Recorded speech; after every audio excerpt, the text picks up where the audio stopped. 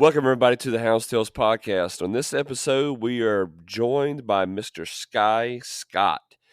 Sky is from down around the Florida area, and we get to sit down and talk with him about his love for the sport, how he got into it, the different kinds of dogs that he has, and some of the past successes that he's had, and what kind of dogs he looks for. And of course, we ask the age-old question at the end of what we got to do to keep this sport alive. I know that's kind of a reoccurring topic for the end discussion, but man, it's so neat to hear all these different opinions on what we got to do to keep this thing going. So y'all be sure to kick back, relax, enjoy this episode, and before you keep listening, guys, please hit that like and subscribe button if you have not done it yet. Those numbers look good for us and help us meet new partners, and it's, man, it'll make things a lot easier on my end, and it helps us promote, gets the algorithms right, and all that kind of good stuff. So y'all be sure, please hit that like and subscribe button on your listening platform, share away, and I'm not gonna hold y'all no more. Here we go, guys. Hey, it's Kaylee Cuoco for Priceline. Ready to go to your happy place for a happy price? Well, why didn't you say so? Just download the Priceline app right now and save up to 60% on hotels. So whether it's Cousin Kevin's Kazoo Concert in Kansas City, go Kevin, or Becky's Bachelorette Bash in Bermuda, you never have to miss a trip ever again. So download the Priceline app today. Your savings are waiting. Go to your happy place for a happy price. Go to your happy price, Priceline.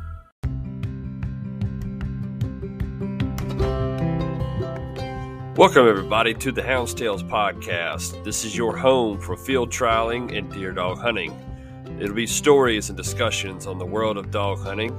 So let's drop the gate, cast your hounds, and get ready for another episode of the Houndstales podcast.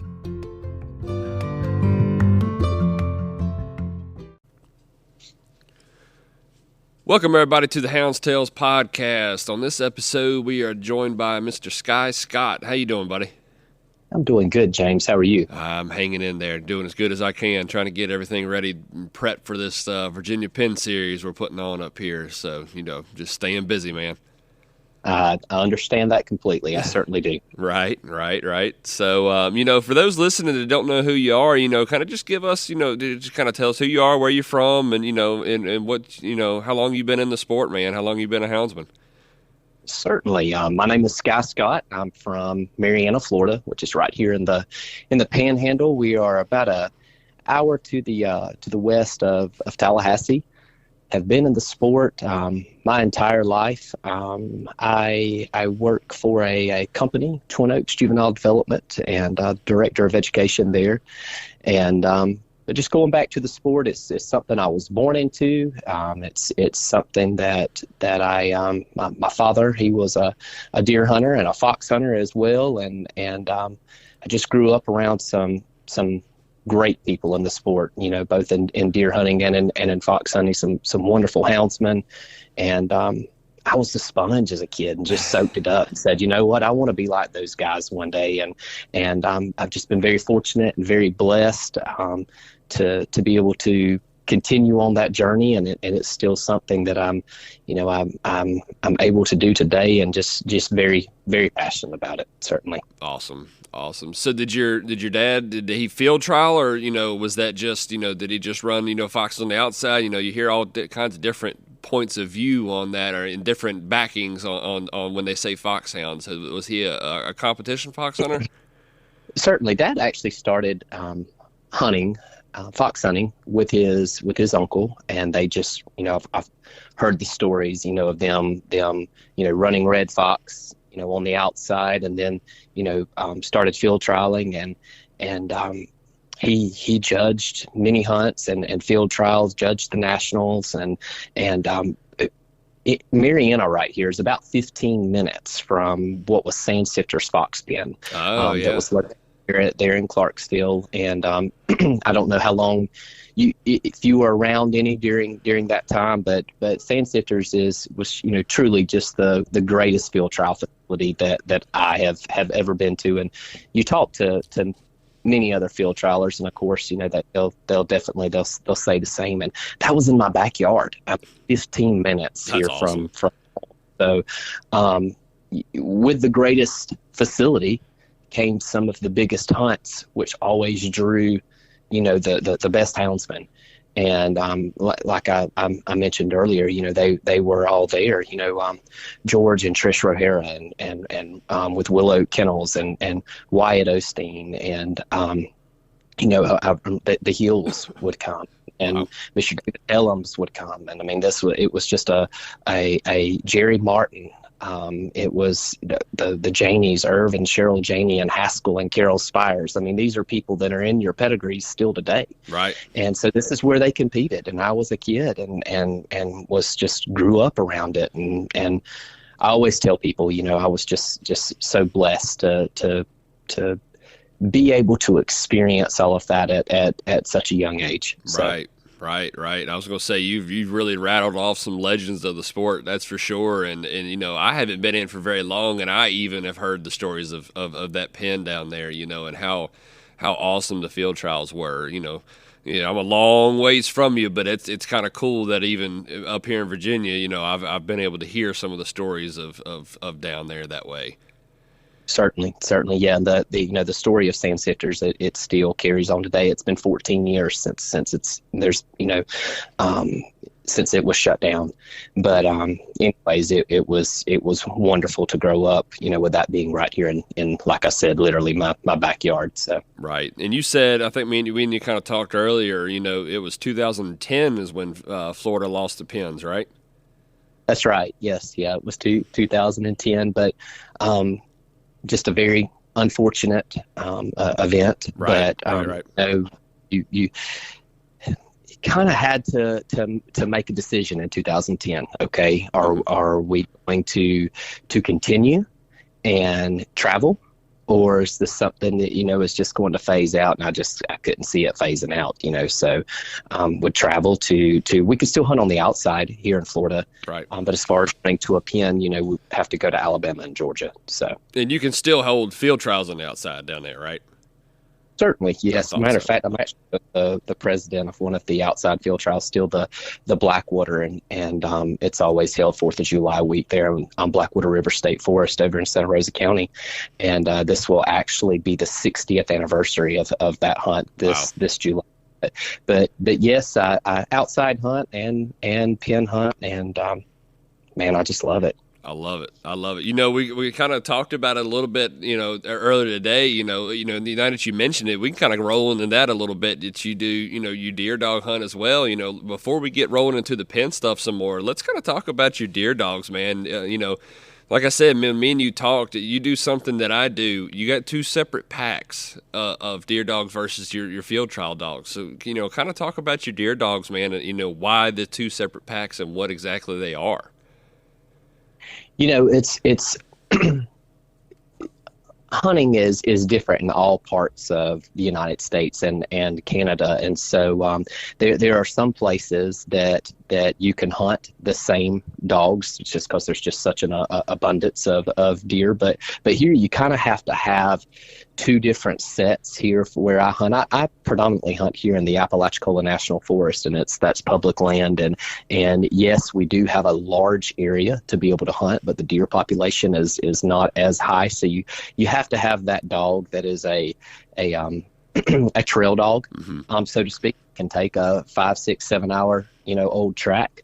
So our foxhounds, are not trained that way. Right. And so you have to have, it's 2 totally different aspects there, and you have to train those dogs differently. So yes, I do. I have 2 different packs, and I will some of them, after I have retired them off of the field trial circuit. If there's some that I feel, that I can incorporate into my deer dog pack, I do. But man, I like the field trial and I like the fox hunt. I mean, a lot, but now I love the deer hunt and right. Having that deer dog pack there and just developing that pack of hounds. And so it's Mr. Martin Sewell is actually who he built Sand Sifters fox pen. He was a big time fox hunter, and he is actually who built Sand Sifters. And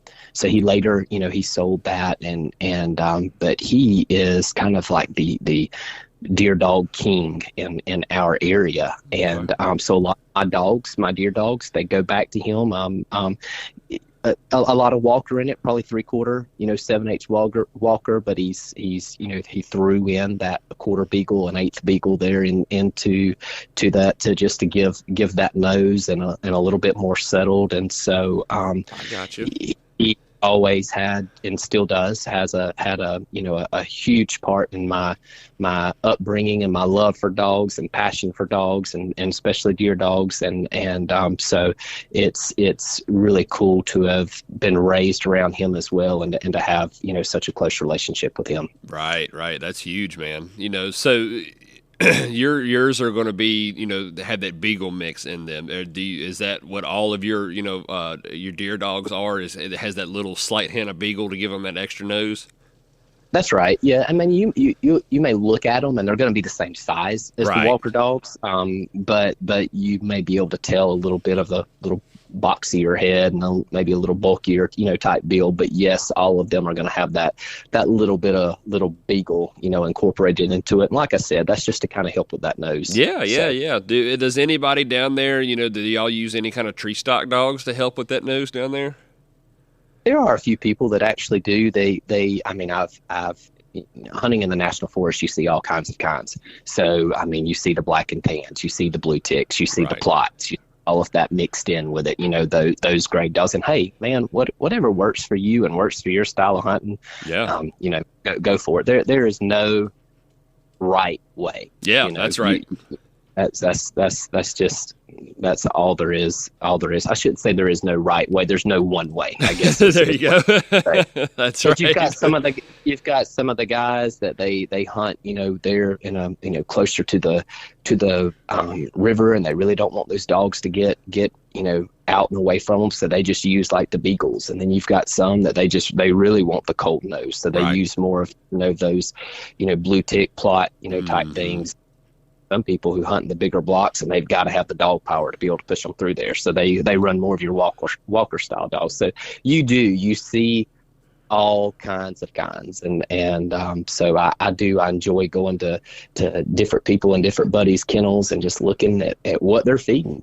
So it's always interesting to me. I agree with that so much, and like you said earlier too, I love field trialing. I absolutely love this sport. I love everything about it. But man, it's something about getting back to those roots when you're deer hunting and just being able. You're not worried about oh, what's that breeding? Can he hold up for 3 days for 15 hours? It's can that dog drive a deer, and how good can he hold that track, man? It's something about it. It gets my heart going, man. You said it best when you said you, and I think I know where you were kind of going with that, and I don't mean to put words in your mouth there, but you sparked something in me when you said that. Yeah. In deer hunting, I don't have to worry about the competition end of it. Not that competition is not good, but I can go out there and I can be free of any sort of stress. It's just my way to escape the world and to get out there. And you're working with a whole pack. I love to work with that whole pack. It's kind of like your football team. You don't want them all to be. You don't want them all to be quarterbacks, and you don't want them all to be wide receivers. I mean, you've got an entire pack that you're working with. As to where field trialing is more of your individual dog. Right. At times, if you field trial, not just fox hunt, if you field trial, it's more of the individual dog, and there's always that.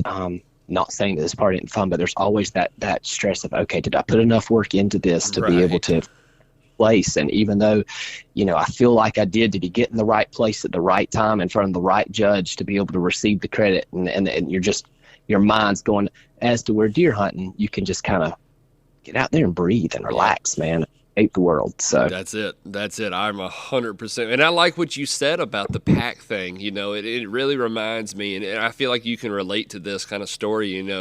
It's when I got out of college and come back home, I wanted to raise my first deer pack. So I got some dogs from my dad.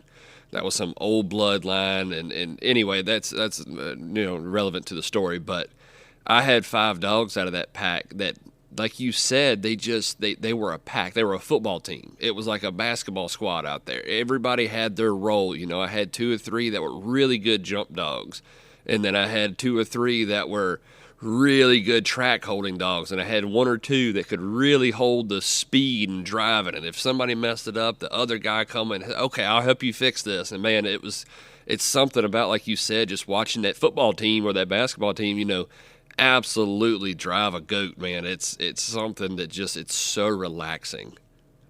It is. It certainly is. And I hunt with a great group of guys and ladies, and we're just a big family. I mean, it's just and not only that, you hunt during the day, but then at night it's the good meals and the sitting around the fire and talking about what happened that day and talk about what happened 10 years ago, and in field trialing you don't necessarily get that. I mean, it's go, then you've got to catch your dogs, then you've got to work on your dogs, right. You got to make sure. I mean, it's like, man, at the end of a 3-day field trial, you got to go back to work to rest up. That's right. to where you're hunting, you can. I mean, we go at it very hard, but there's still enough moments there that you can kind of chill and relax. So yes, I do. I love it, and I hated to see it come to a close. Ours closed on public land here last week, but we still have another week and a half or so here on private land, and I always hate to see this time of year end. They said this time of the year is called not depression, but deerpression. Right. So that's here. When does y'all season come in down there? So our first day is actually Thanksgiving Day, and it comes in, we have what they call a first 4 days. It's that Thursday, Friday, Saturday, Sunday of Thanksgiving. It goes out for 2 weeks, and I'll come back in the second weekend of December. Okay. And then we'll go out usually the last day of January thereabout, and then we'll stay in for another couple of weeks there on private land, and we'll go out then. So interesting. What's I mean, I don't know if you know the answer to this story, this question or not, but what's the reasoning behind such a broke up schedule like that? I think a lot of it had to do with from what I understand, I've heard this in the past, and I may be wrong, but I've always been told this, that it was a way for a lot of families were off work and kids were out of school around Thanksgiving. And so that just kind of was like a time for to be able to allow those families and to allow people, with that time off there with those couple of days and kids were out of school, to be able to have that time to be able to hunt. So that's why there's that first 4 weeks there, first 4 days there. Then it's out, and then it comes back in, there that second weekend of December, and stays in, for the duration. I like it. I've always heard people, I hate the first 4 days. I hate that they do that and this, that. I like it. That's kind of like my trial run. You can make sure everything right. Your truck's running right. Your gun is shooting, it's on. Your dogs are right. Your collars and everything is working right. It's just a good trial run. Yeah. So I always enjoyed the first 4 days. So. You write about them trucks too, man. It's so funny. About a week up here, about a week or two before hunting season starts up, you see these old farm use tags running around and trucks with bumpers hanging off the side of them, and then you can tell they're getting them things warmed up, man. It is always something. There's always something, with a truck that you hardcore dog hunt off of. So, and that's another thing too, hunting down here on the public land like this, in the forest, you run into not only all kinds of dogs, and certainly all kinds of people, but all sorts of vehicles of what they hunt off of as well too. So that's always comical to me, as well. So, anyways, it's funny, but you're right. It's always something with a hunting truck. That's right. Yeah.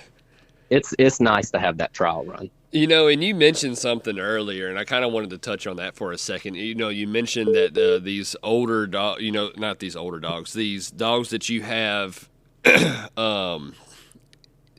you don't feel like your deer dogs, talking about picking up that's 5, 6, 7 hour old track, man. That's something that I was raised on, was that, how do I word this? I remember sitting back before the times of the beep beeps and before the GPS calls when you had to actually listen to dogs. And, man, you were out there. And I remember as a kid, man, at like 10 years old, you had your head out the window and just waiting for that dog to hit that trail. And then that trail bark would start. You don't hear dogs. Even, I mean, I don't know.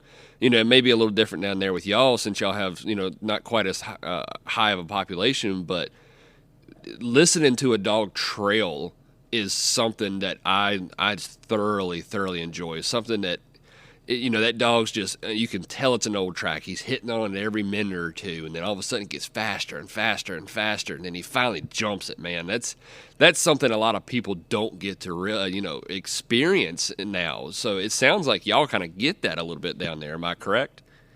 We do, and I know exactly what you're talking about with the amount of people that don't ever, you know, get the opportunity to experience that. But here we work our tail off to kill. I mean, we hunt hard, but we work our tail off to kill $15 a year. 15. I didn't say 50. 15. Wow. And that's us. That's us as a hunting party going, you know, nonstop. And that's a good year. You know, if you can hit that 15 to 20 mark like that, you've had a really good year. Ooh. So what excuse me, what I'm getting at is that, we have to go and we track, and we've got the tracking lights out in the morning, and we're looking for a track, and okay, hey, I got a good track over here, or I've got a good one here, or you know, and so that's how we start our day. And so you've got that dog that, I mean, just handles very well. I mean, some of my deer dogs mind better than most people's youngins. I mean, that's right.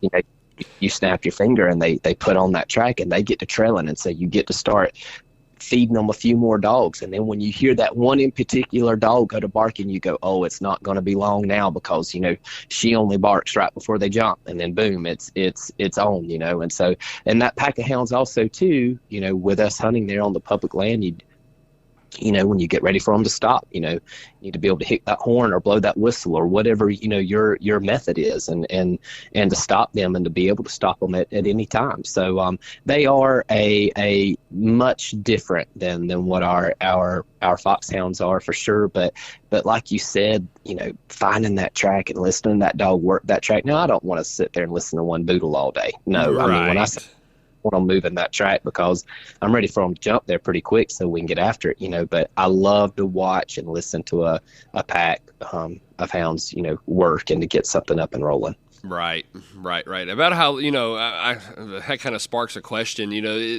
how long does a trail dog like that normally take? I know every trail is different, but, you know, what's a long, or what's an average on how long a dog takes to trail one up like that? I would say here, you know, most of the time we know what they're going to do there within, you know, 15 minutes or so. I mean, it's hey, this is getting better, or no, this isn't going anywhere, and we need to go find something else. Or, you know, if we don't even have any tracks, hey, let's we do a lot of drives with our dogs too. Like once we've got a tracks, just for those, you know, people that aren't familiar with that, back up to a certain location that has been, you know, good to us in the past, and just dump the box, and we'll walk through the dogs, you know, walk through the block with our dogs until they, you know, they jump, and just kind of getting them going in the right direction. So we do a lot of that as well. You know, when we run out of tracks there during the day, just kind of rabbit jumping is what we've called it, you know. So Gotcha.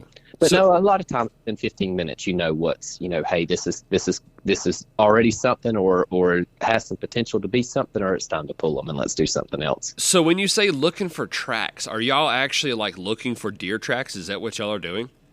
Yeah. It's dirt roads. So, I mean, we're driving down the dirt roads, and, you know, I've got a tracking light that's there on my truck that points down to the ground, you know, right there before daylight. And we're start looking for tracks and marking tracks, and whoever feels like they have the best track, hey, let's go ahead, and that's where we're going to start at that day, you know, with something that's potential, you know, for $1. So dang, that's crazy. Cause like, you know, up here, I don't know about all the clubs, but our club and how I've always hunted deer, you know, we do like you talk about that rabbit style. You know, we got blocks or somewhere where we know deer like to bed down, and, you know, we just send them in there and let them hunt and do that kind of thing. I've never looked for a track, man.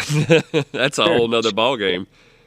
Yeah, it is. And we normally try to start off, and, sometimes you just don't have anything. And I'm not going to spend a whole lot of time. I mean, when it gets good, shooting, light, it's time to have dogs on the dirt. So I'm not going to just we don't have anything that we think has any potential. We're going to do exactly like what you just said. We're going to get around the block and turn them loose. So Gotcha. Now, do y'all run into a lot of issues with running off game? Well, I guess not deer. Do y'all run coyote and foxes pretty hard during deer season, or is that an issue? Not really, not too bad. I mean, yes, from time to time. Are they going to jump a fox? Are they going to jump a coyote? Are they going to jump a bear? Yes, I mean, it happens from time to time. I mean, for the most part, they're gonna jump a deer. Gotcha. I wasn't sure with you, the way you're talking about the deer population being so low down there. I wasn't sure if that was an issue, because, I used to listen to my papa sit around and tell stories when our deer population was really low up here, and he's like, most of the time every time they jumped, it was a fox. They ran foxes more than anything up here, and I just. Sure. I wasn't sure if that was a case down there with that kind of stuff, but no, go ahead. Sorry. It's not too bad. Gotcha. No, that's really neat though. Like the difference on how it sounds like things are down there. I mean, we're a long ways apart. Don't get me wrong, but just that's something that has always amazed me is listening to stories and how things are done across the states that still allowed this sport to be done with deer. It's a really neat kind of deal, man. I appreciate the, I loved hearing the stories about that, dude. That's incredible. Absolutely. So, we kind of started off talking about field trialing a little bit. So let's kind of kick back to that gear, that we've kind of talked about deer hunting a little bit. A lot of guys that listen are deer hunters at heart, so I'm kind of glad we got to talk about that instead of just field trialing. But let's kind of kick it back to the field trialing, man. Like you said, you were brought up in it, and you've been pretty blessed. And from my understanding, you've had some pretty good success in the past, man. Why don't you kind of touch on that a little bit? The field trialing has, like I said, being raised right here at Sand Sifters, I mean, it was just something that, I mean, as a kid, I thought everyone done it, right? And they were the people that I was around, and with Dad, fox hunting and field trialing, and with, like I said, with us being right here at Sand Sifters, I mean, shoot, I thought everybody, field trialed, and it was, so like I said, literally being raised up and being brought up into the sport. And when I turned 16, that was exactly what I was going to do, was had to have my own pack of hounds, deer dogs and foxhounds, and man, I couldn't wait to start field trialing. Right.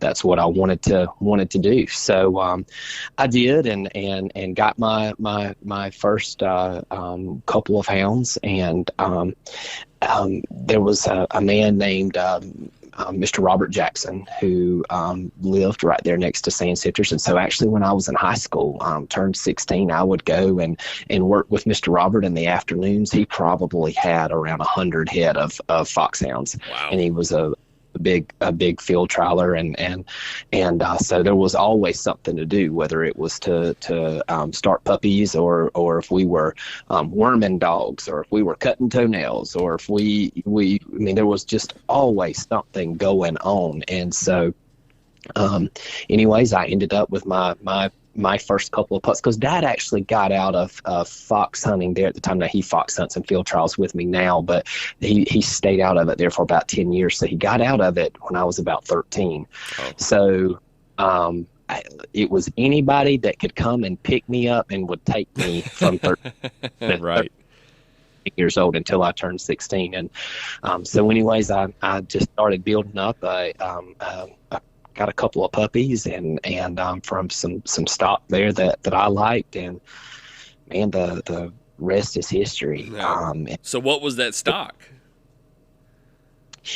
Let's really test your memory there.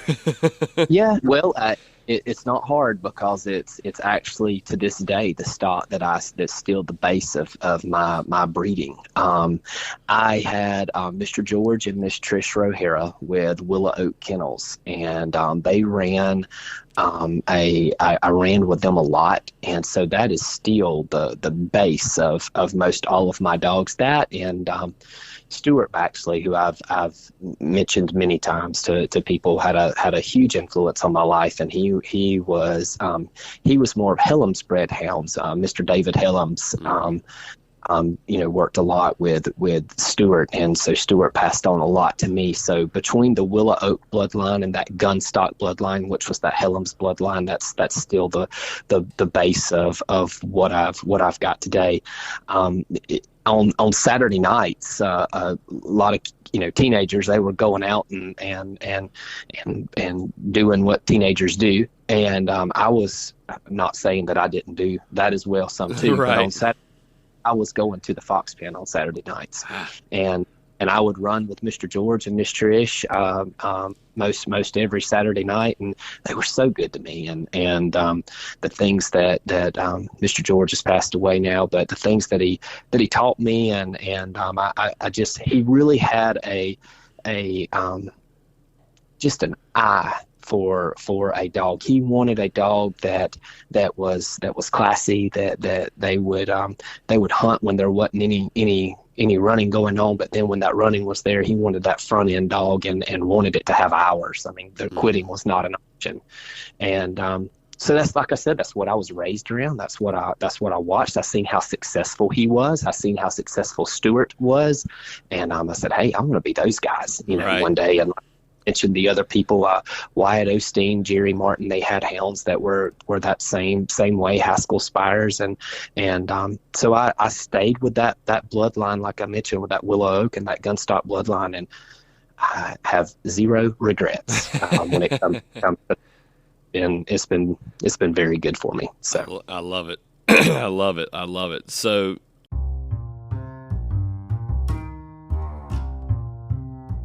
all right, ladies and gentlemen, I'd like to take a second real quick and interrupt the show and talk about Cajun Lights. They have jumped on board to support the Hounds Tales podcast and the field trialing community. You got nighttime field trials coming up. I know I do in my series, Pleasure Running at Night. When you need to catch that next crossing, put your trust in Cajun Lights. Cajun Lights is made in America product out of North Carolina, who has been in business for over 25 years. They make cap style and bucket hat headlamps to free up that extra hand for your voice recorder or for your GPS. There are three main lights I want to focus on real quick. The first is the Micro Gator, which is the lightweight option. It has 4 brightness levels and 4 color options, including red for us field trialers. Rated at 50 to 60 hours of battery life on the highest setting, this is your flood style lamp that'll do really good for us out in the fields in the short brush and be able to help us get in front of those crossings. Next up is the Cajun Bayou, which is the next step up, and it includes the same number of colors and brightness levels, but it packs a much bigger punch on that brightness level, so you can catch those crossings way down the path when you got a long road to cover. And last but not least is the top level Cajun Blinder. It has a main beam light with 4 levels of brightness and includes a walking light, and even with the light this bright, the burn life on it is rated at 5 to 6 hours on the highest setting. There's no chance of missing a dog with a light like this one, folks. All their lights come with a 2-year warranty and a lifetime labor warranty, and these guys are excited to get into our sport, ladies and gentlemen. So y'all be sure, if you see me at a hunt, come ask me about them. I'll have one of each of these lights on hand to show you and let you put it on your head and kind of experience it. Show these guys some love, guys. And y'all, please go visit their website at CajunLights.com, and their phone number is 888-773-3080. Thank you, Cajun Lights, for all you do and for trying to get into the sport. Like I said, guys, let's show them some love. Let's get back to the show, guys. Here we go.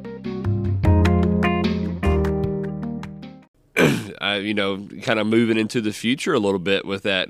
I know you had, and I had it wrote down, and I've lost my notes on it. You had a dog that you made a multiple-time champion. Is that correct?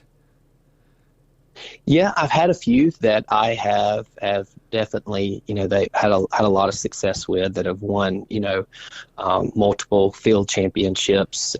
You're probably referring to FloJo. Yes, that's it. Yep. Flo went right back to that Willow Oak bloodline. She was Willow Oak top and bottom there, that breeding of Mr. George and Miss Trish's. She was I placed Flo in 1-day, 2-day, and 3-day field trials, Masters affiliated field trials, national affiliated field trials, inside the wire and outside the wire. HGA, grand total points, it didn't matter. Right. It's speed and drive to it, she was going to place. And she actually ended up winning. She was the Blackwater Conecuh Hound of the Year, both in year 2015 and 2016. And then she was the Hound of the Year in the year 2016 for the entire United States and Canada. Man. And so, just a once in a lifetime hound. Was very, very, very blessed to own her and just to experience all of that. It was just a ride, just an unforgettable ride with her. And now I'm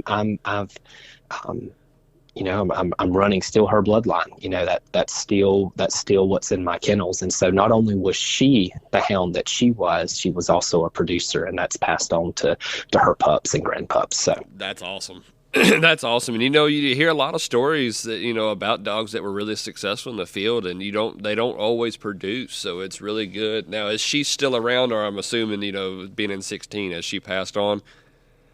Yeah, Flo passed away. It's been April will actually be 2 years ago that she's been gone. But then I had puppies that were off of her that become champions. I have grandpups off of her that have been champions, and actually some of them that have been multi-time champions as well. I've got a granddaughter off of her now that I just recently retired, but champion SS David, but David was actually third in the Hound of the Year back in 2022. So she just had a lot of her bloodline that is doing those same type things. I'll never have another FloJo, right? But that she is passing on those traits and passing on her genes onto these other hounds is makes the story that much more remarkable. I love it. I love that. So what was the biggest hunt that you won with FloJo? Flo, the biggest hunt that I've won, or the biggest hunt I won with FloJo? Well, let's start with FloJo first, and then we'll move into the biggest hunt that you've won. Okay, with FloJo, she was a Derby winner and then a 3-time field champion. She won the Blackwater and won the Blue Springs Open. Actually won that hunt there twice, and I placed her and so many more hunts. She actually went on and placed at the Nationals also that year as well. The Nationals that year had a big entry, and just to be able to place her in that, we were on that Hound of the Year run. And I knew that hunt had to be, lined up, for us to be able to possibly win that. And when she placed in the National, I mean, that's big points there in the Hound of the Year race. Right. I bet that sealed the deal pretty much right there. It did. She went on to win an 8-hour hunt after that, but I knew, when we placed out there at the Nationals, I said, "Oh boy, I mean, we're really in it now." But she had placed high up in Hound of the Year before, and then we came back next year and just had such a great run, and we just kept after it. And matter of fact, that year with Flo, she was my only focus, and so when I went to Nationals that year, I literally loaded up with her.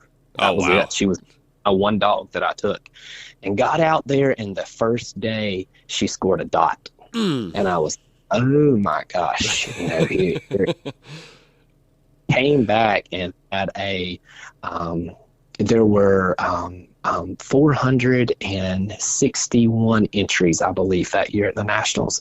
And so here she was with a dot on day one. I thought, well, this ain't going to turn out like what I wanted.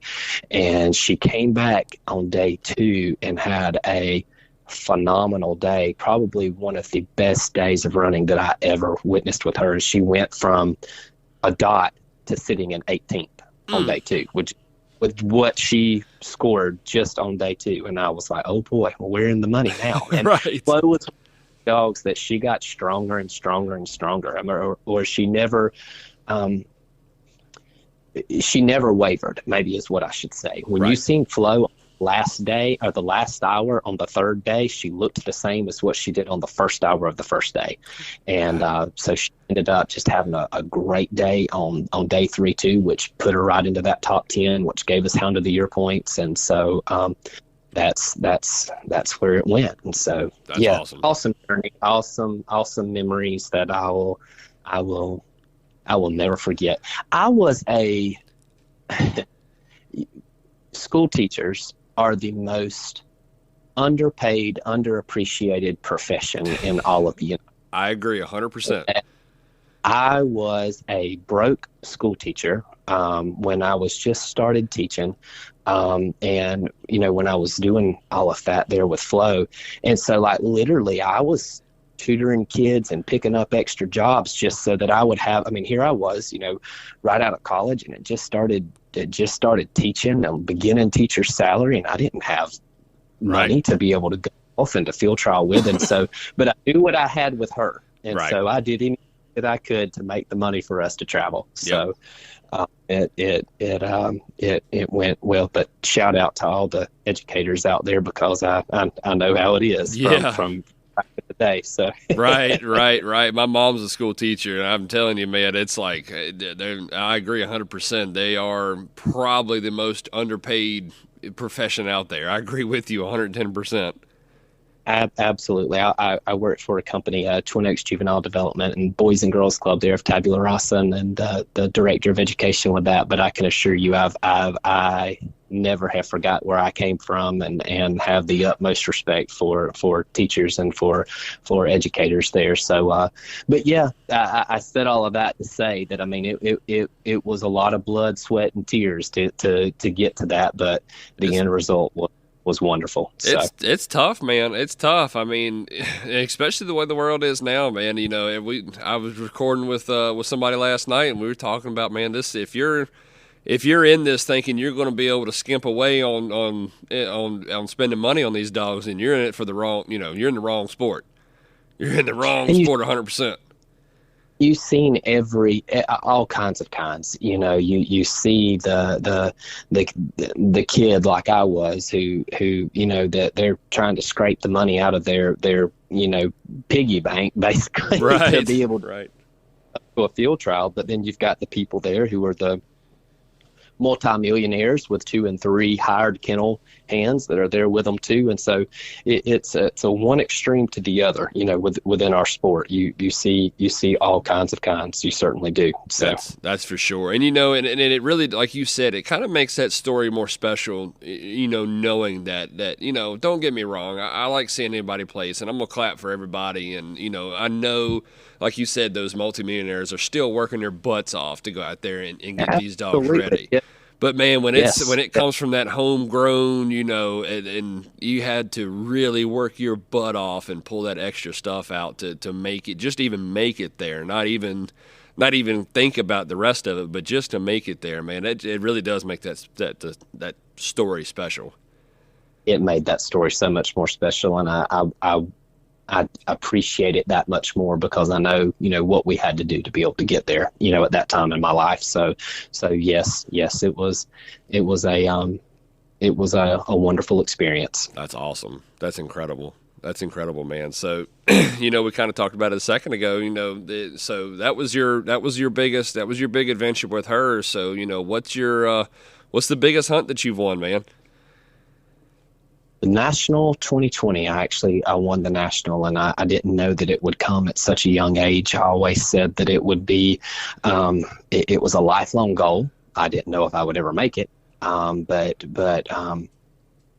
I did, and just how fortunate and how blessed I was to be able to do that. And I won that once again with a hound there with that Willow Oak bloodline there, and so with a hound champion SS Red Gal, and so that was great, and biggest field trial that I ever won. I mean, the national. Yeah. I mean, that's the big one of them all, So, like I said, I had my sights on it from when I was a kid, and just said, man, how awesome would it be to be able to do that, and then to actually, live it through, and to be able to actually be able to experience it. Right. That was a big thing. But the national is Futurity Nationals held out, as I'm sure you know, out in Grenada, Mississippi every year. And it's just a hunt that you put on your calendar and you go. And go that first year, you don't ever miss it. I mean, because you get to thinking about it, it's almost national time, it's getting closer and it's closer and it's closer. And then boom, it's here. And it's just such a wonderful week. You see people from all across the United States and Canada that are all coming to the biggest event of our sport, and I mentioned earlier, I love to go to people's kennels and my buddies and see what they're feeding and what kind of dogs that they have. And there at Futurity and National Week, I mean, you've got, between the two, you've got a little over 1,000 dogs that are there. And man, I'm like a little kid at a petting zoo. I just walk up the lines of dogs and just look and talking to people and getting the stories on their pedigrees and what they're breeding to and what they're feeding. And it's just for any houndsman, whether you're a fox hunter or a deer hunter or whatever, just to be able to go and experience that many hounds in one place at one time is definitely an experience that everyone needs to be able to have at some point. I know I've talked about it a couple of times on here. It's something, like you just said, it is something I 120,000% plan on putting on my calendar. It may not be in the next year or two, but it damn sure is coming here soon. I've got to get down there and witness this, man. It's just, and like you said, the people that you see, the fire barrel talks, that's what I want to, it's not just I mean, great, I want to go down there and compete. Of course, I want to go down there and try to win, but man, just to experience it and get to be around some of the legends of the sport. Because like you said, I mean, most of the time, that's where the legends are going, is there, and what's going on this week with the All-American, look how many big names of the sport are there, and out there, and all you got to do is go out there and talk with these guys, man. I can't wait to experience it.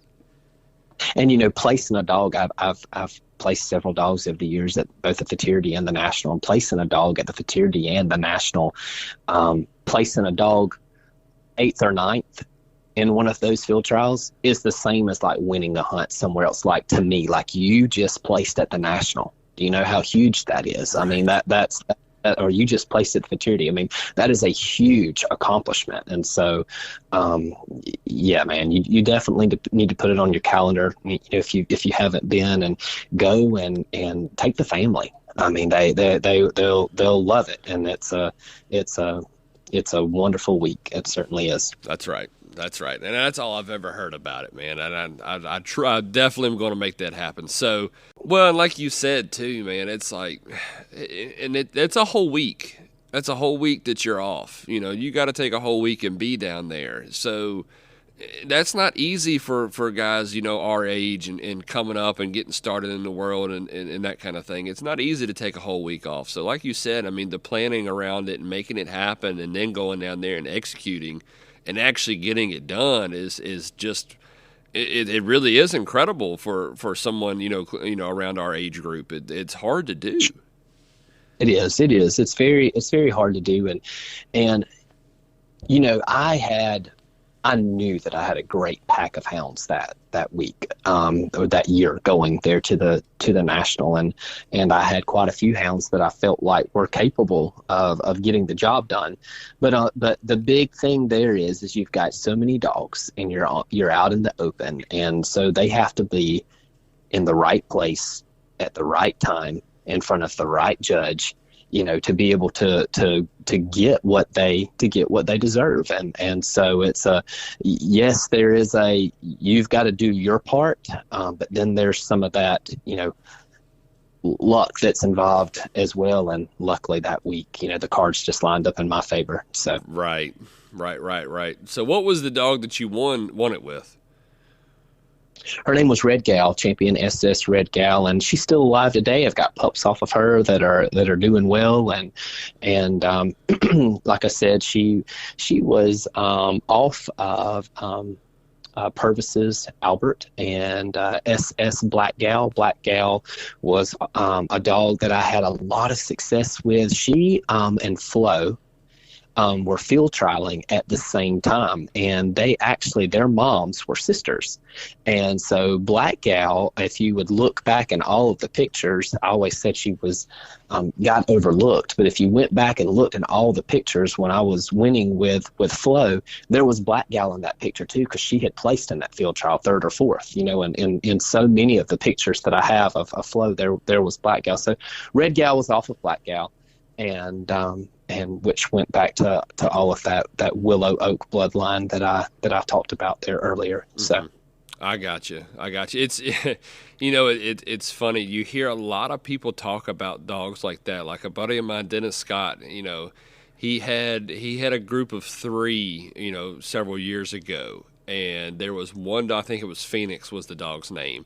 That was always out front, and I may be telling you the wrong name, so he'll have to correct me later. But that was always out front of the other 2. But the other 2 were, like you said, were always in the picture with him. She may have won the hunt, but it was, Carolina or whatever. I can't remember what the other 2 dogs' names. The other 2 were right behind and always 2nd, 3rd, 4th or something like that. So it is kind of funny, but I think it's smart for when, like how you did. You kept her around and didn't say, okay, well, somebody can benefit off this dog. That this dog deserves more recognition. Maybe somebody else can take and go do something else with it, and instead you kept it, and now you have puppies off of her because you recognized how good that was. I can respect that a whole lot.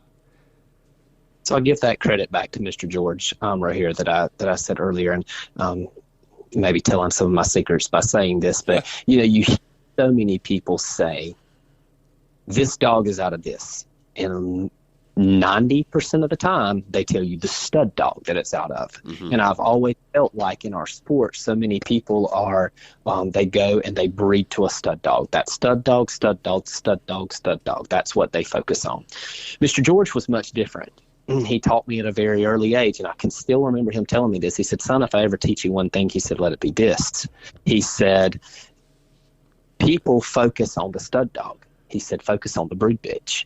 He said, take you 3, 4, 5 brood bitches that have worked very well for you, that have been, you have placed them in many field trials, or you've been very successful with them, or maybe it's, it's something like that. Keep that core group of brood bitches then, and then look at the stud dogs that are producing and take them to different ones. Take this bitch to this male, then take this bitch to a different one. Take them different. Be able to spread them out amongst different things instead of getting hung up on the stud dog.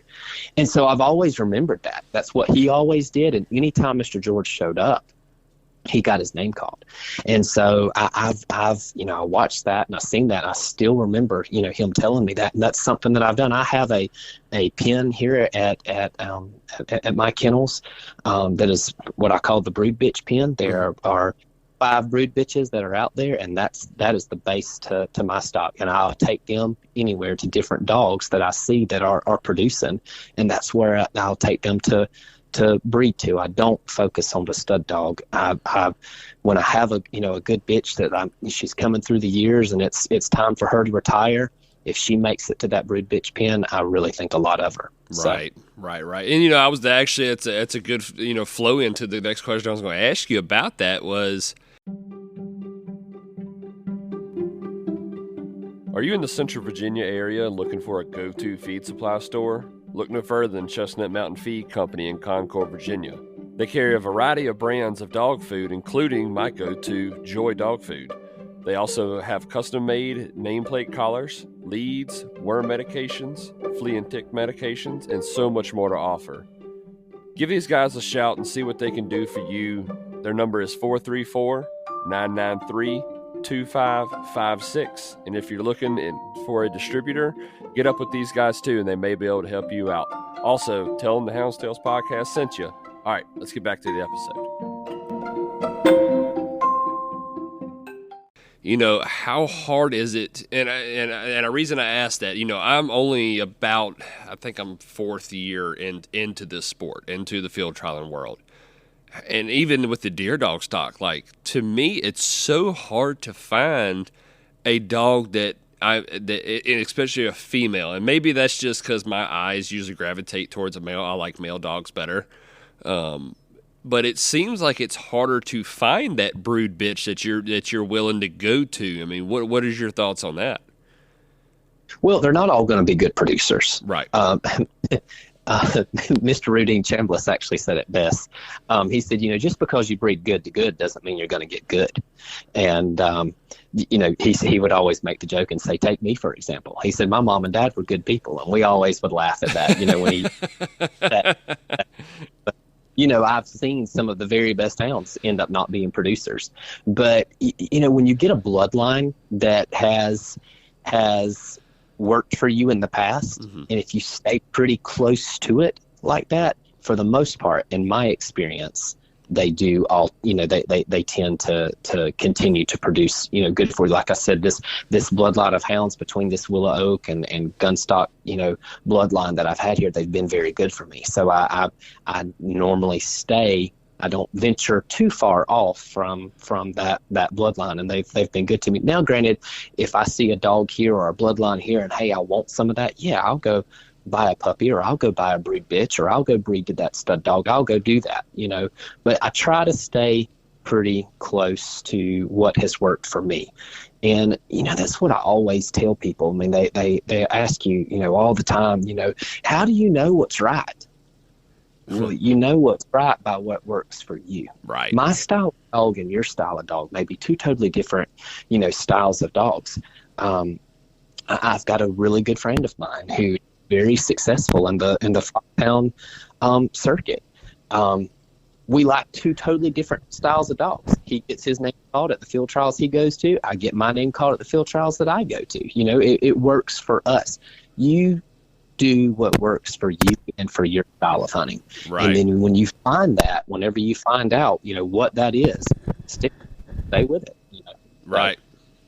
Right. No, I'm with you. I mean, and that's, you know, it kind of reminds me when people outside of the sport always ask me, you know, what do you do with the dogs that, you know, that didn't make it, you know, at your kennel, like that you know, because, you know, I got 3 right now that, you know, I'm gonna call down and pick my favorite one, maybe 2 out of, you know, what are you going to do with that one? And it's, you know, just because it's not going to do well for me doesn't mean it's not going to do well for somebody else. Somebody else is going to be able to use that dog.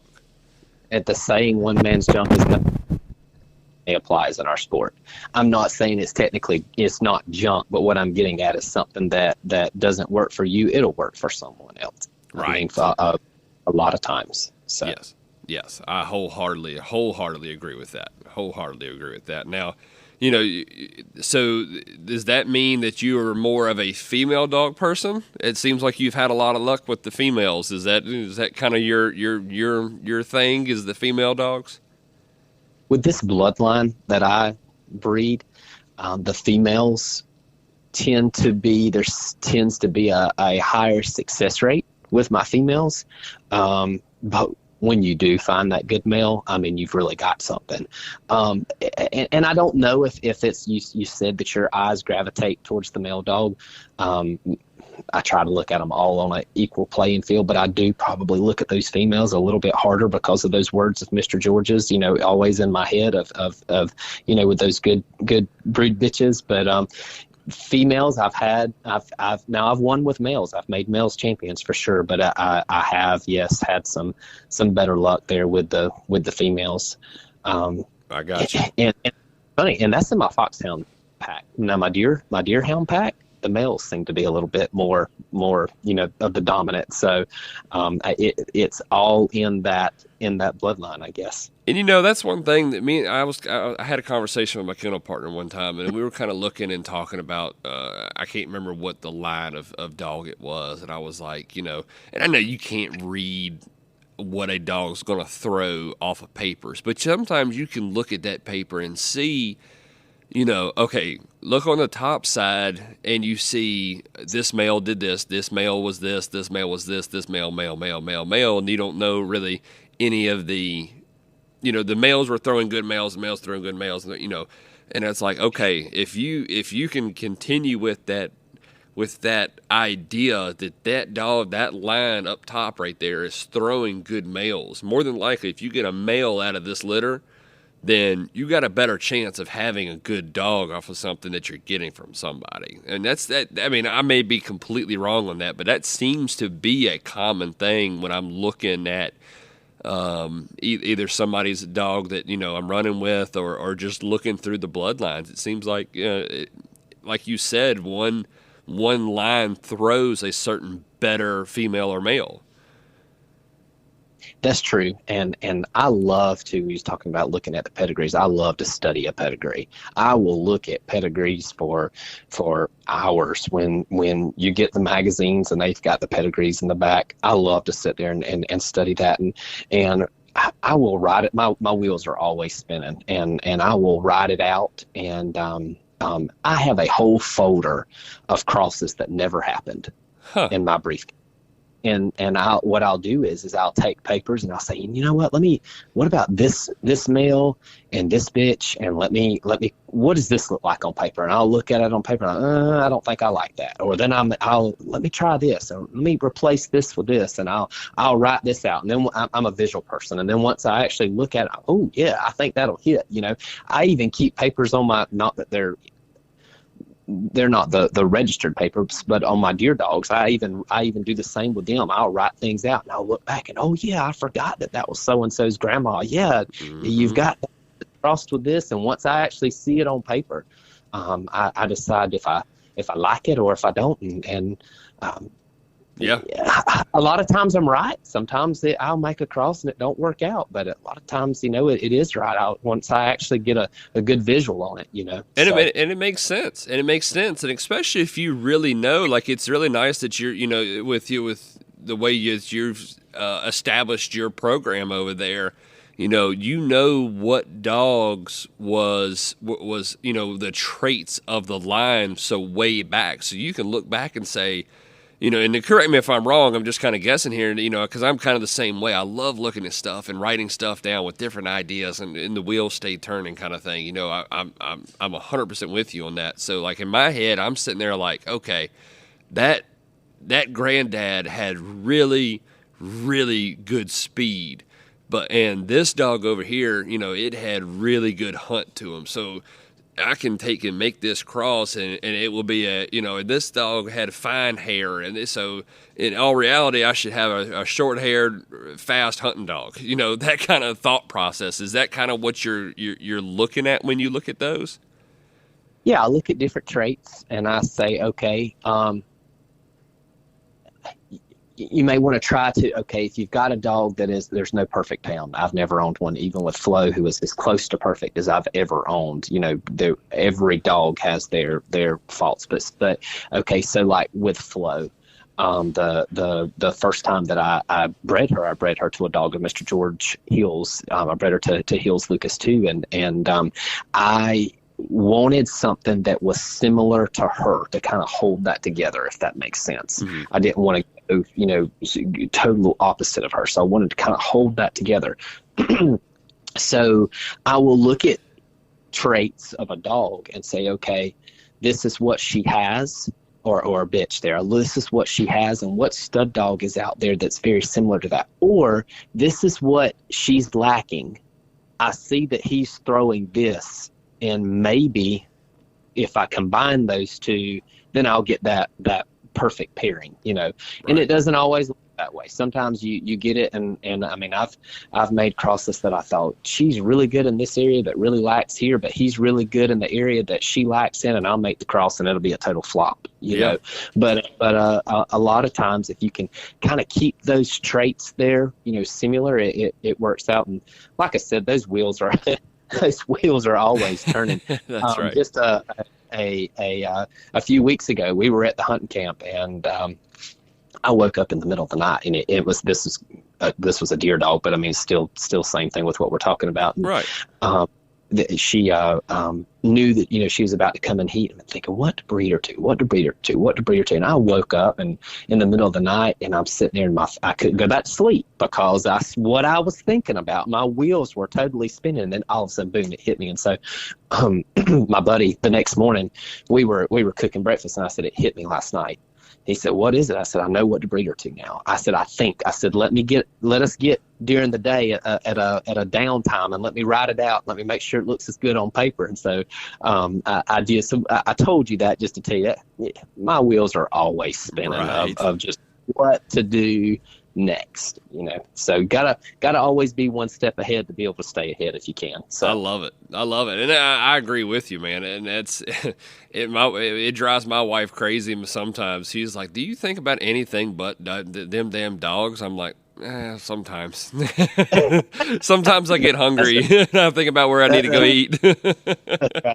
And then when I'm eating, I'm thinking about them dogs again. That's right. You know, and so, you know, I mean, that's a great touch on all your dogs and how you kind of do things. So, you know, and there was a couple of little other topics I wanted to kind of touch with you. You know, you're involved in this sport pretty heavy. You know, what all are you involved with in this sport as of right now? So I am the president of the Dry Creek Fox Hunters Association. We normally hold that hunt around the end of March. It is the end of March this year. They're at the Carolina Running Pen in Andalusia, Alabama.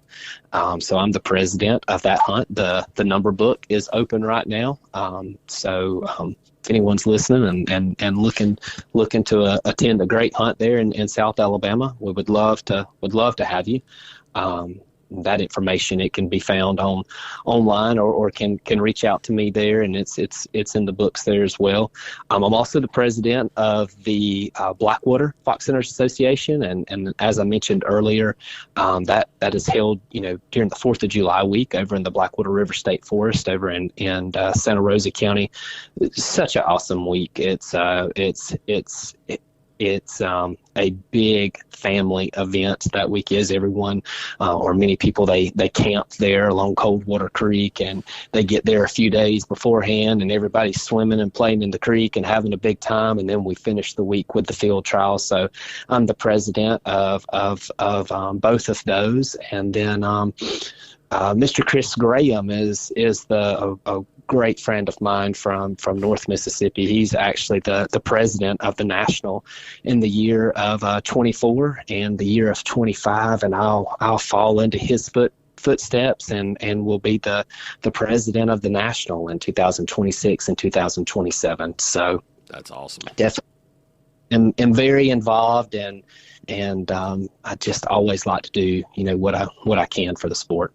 That's incredible. And, you know, we need people like that, man. And that's my hat's off to you, because, you know, I know there's not a place for everybody to be able to take roles like that. Obviously, if we had every hunter trying to be the president of something, it would be just an absolute nightmare. But still, for you to be able to step up and do those things, man, it's definitely hats off to you. And we definitely appreciate, you know, everybody out there that's attending these hunts appreciates, you know, everything that you're doing, man.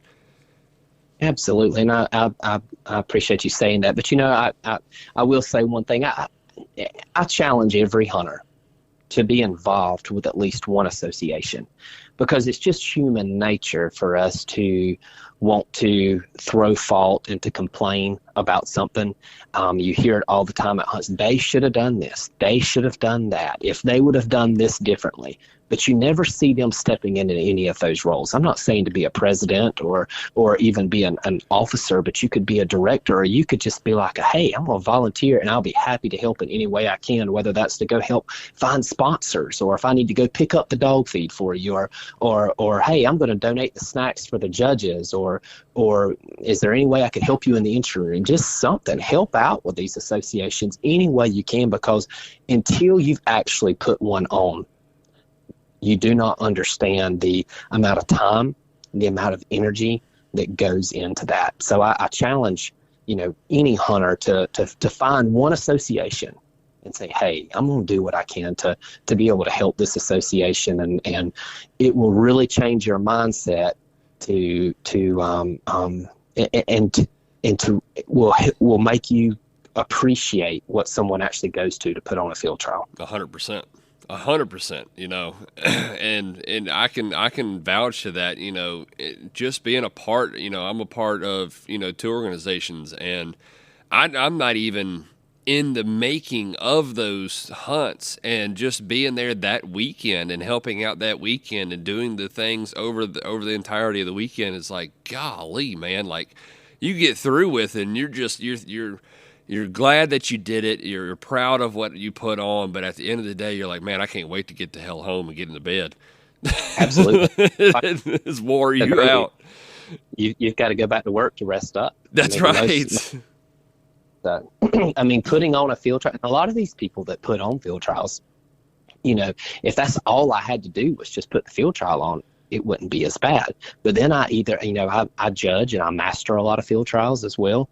So I'm either judging or I'm running dogs in it, one or the other. So there's a whole other aspect to it. So you talk about being wore out by the end of at the end of the field trial there. So yeah, find a hunt and pour into it and reach out to those officers and directors and see what you can do to help, because I can assure you they won't turn you down. So right. 100%. Yep, 100% agree with that. And it's funny. We're kind of we're talking about deer season. I don't know. You said y'all go pretty hard during deer season. I know. Me and the wife always joke about it. Like it's like a girl with a big butt. I hate to see her go, but love to watch her leave, man. I go so hard during hunting season, man. I am so more extra usually because, I try to take the last week of hunting season off, and man, I am so exhausted by the end of it. I hate seeing it go, but man, I'm so glad it's over at the same time. I hear you. I hate to see it go. I do, but I will tell you that first week that it's out, boy, do you do some rest. But after about a week of it being out, I'm ready to get right back after it. That's right. So. That's right. Then it starts, starts getting at you. You start, getting that scratch again, wanting to get back out there and pull the shotguns out and stuff. I agree with you. Went for so long, or went at it so hard for so long, and then it's kind of like after it's over, it's like, okay, well, what do I do now? Right. And so you kind of have to get back into the real world way of thinking again. That's right. What do I do with my hands? I don't know what to do. Right. Oh man. So, we done gone over the hour mark, bud, so, I know we kind of talked earlier, let's hit this little closing topic real quick and, take your time with it. I ain't rushing, but, This episode is brought to you by Pepsi Wild Cherry. Pepsi Wild Cherry is bursting with delicious cherry flavor and a sweet, crisp taste that gives you more to go wild for. Getting wild may look different these days, but whether it's opting for a solo Friday binge watch or a big night out, everyone can indulge in their wild side with Pepsi Wild Cherry. Also available in Zero Sugar. So grab a Pepsi Wild Cherry and get wild. Let's hit the one about the what do you think we need to do as houndsmen to preserve this sport in both the deer trial, the deer dogwoods and in the field trial community? What do you think that needs to happen to help these stay alive and keep doing it so we can pass it down? To have respect for one another. There's no ifs, ands, or buts about it. I don't care if you are let's stay within the fox hunting world for a second, then I'll reach out to the other. Yeah. But let's say you're in the fox hunting world. Okay, they've got it now to where there's so many different sets of rules. You've got your 1-day field trialers who are just, want those 3 to 5 hour dogs.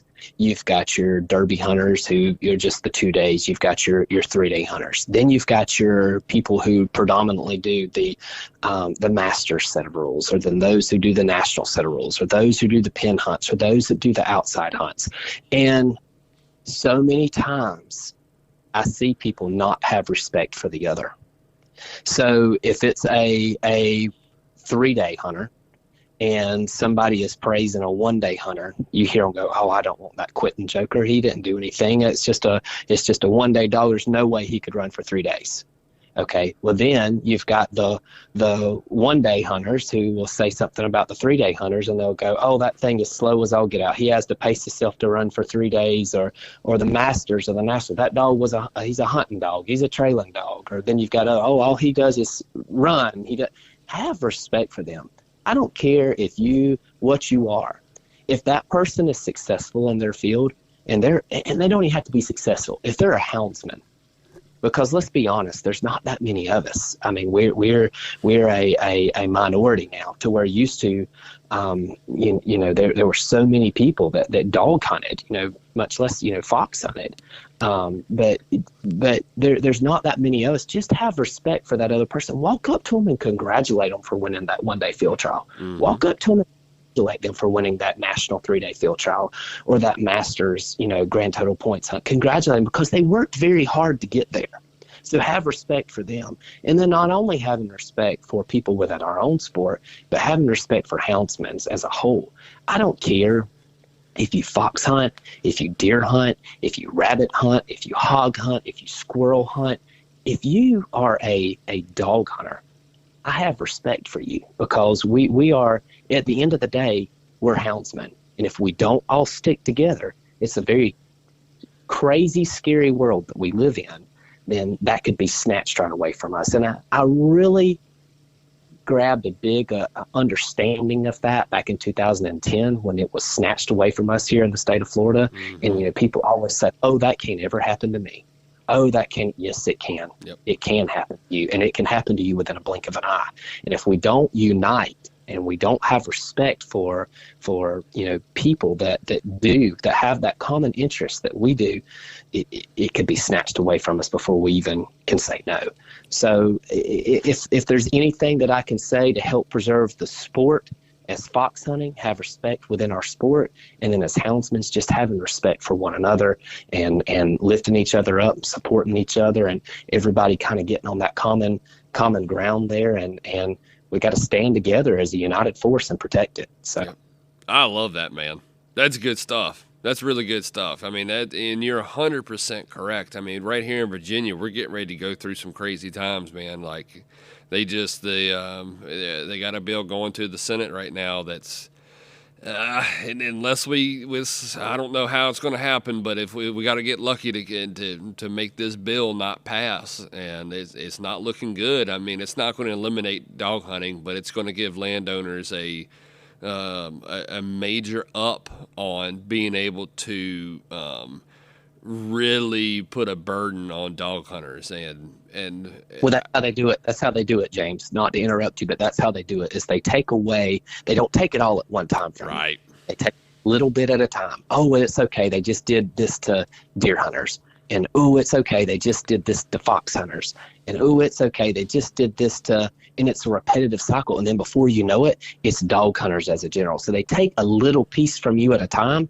and then the next thing you know, it's all gone. Yep. So that's how they get away with it. Yep. There's a post that floats around on Facebook, and every couple months I swear I see it, and it's like, I forget how it worked. I can't quote it word for word, but it's like, when they messed with the squirrel hunters, I didn't say anything. When they messed with the bear hunters, it didn't affect me. I didn't say anything. Oh crap! Now they're coming after me. I need help from everybody.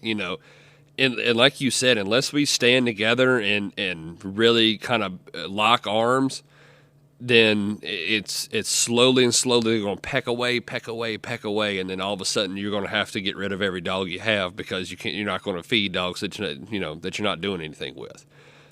Right. Right. And then there's going to be people like you and I are at the end of deer season. You know how we are. Okay, now what do I do with myself? Well, then if there is no season at all, I mean, they take away dogs altogether, then what are we going to do? Right. I mean, and what are our kids going to do? And so, you know, that's why I've always, you know, felt so strongly about that. And then, you know, definitely too, in the end, take a child hunting with you. Take one hunting with you. Take a kid, invest time into them, into the great outdoors and to hounds, and take the time to. I know we live in such a fast-paced world, but slow down and just truly pour into a kid, and because that kid may wind up being a me or a you know, at some point, and look at what they can do. You know, if we don't keep our kids actively involved in dog hunting, I'm going to say dog hunting now instead of fox hunting, talking Right. about just hunting with hounds as a general. If we don't keep them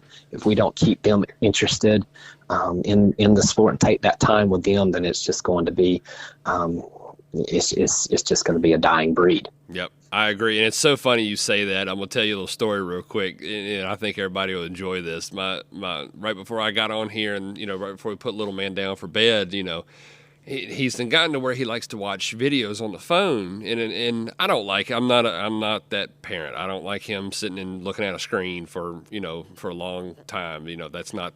I wanted to play with toys, get outside. You know, obviously it's cold right now, but, you know, get on the ground, play with your toys, that kind of thing. I'm that kind of person. But so he comes up and he's like, oh, I want to, he'll go train. He wants to watch a video of a train on Facebook, or whatever, that kind of thing. And I'm like, no. He looked at me, he said, puppies. And he wants to watch the dogs. I have videos from crossings that I catch, from either old field trials or pleasure running or something like that. He'll go, puppies. I'm like, okay.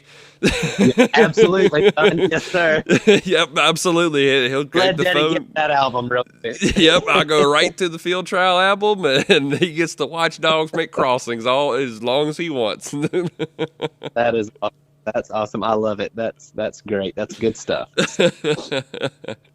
Well, man, I really do appreciate you coming on here. I loved hearing the stories and the background, and and hats off to you. You know, we touched on it earlier, but man, it really is an accomplishment of all the things that you have done in this field trial world and what you're doing in the field trial world. You know, we're a couple states away, and I know who Sky Scott is.